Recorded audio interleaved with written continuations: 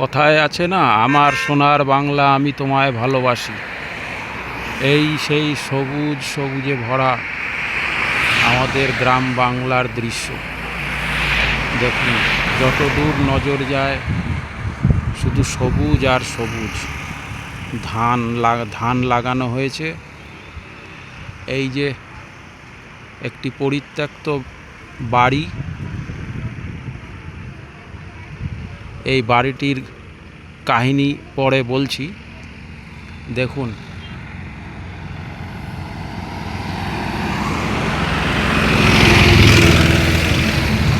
আমি দাঁড়িয়ে আছি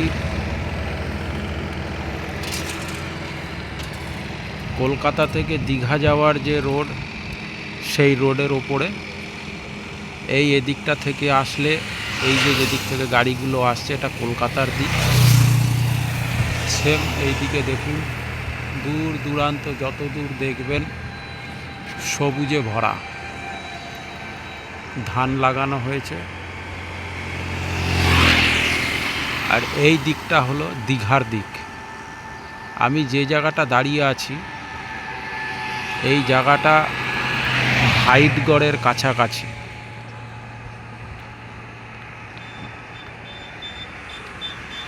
এই যে বাড়িটি দেখছেন, এই বাড়িটি একটি ভুতুড়ে বাড়ি।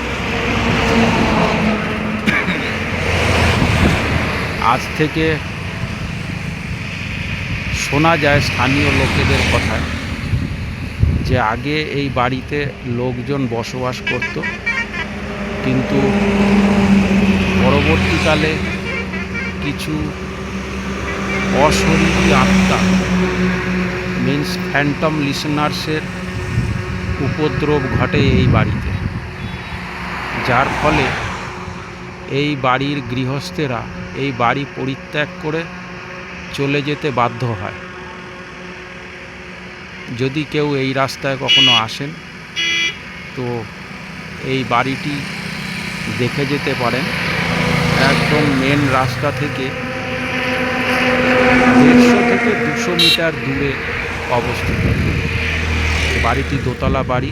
নিচের তলাটা ঠিক আছে, ওপরের তলা, দোতলাটা সবে কনস্ট্রাকশন হচ্ছিল, কিন্তু এই বাড়ির গৃহস্থেরা এই বাড়িটি ছেড়ে চলে গেছে।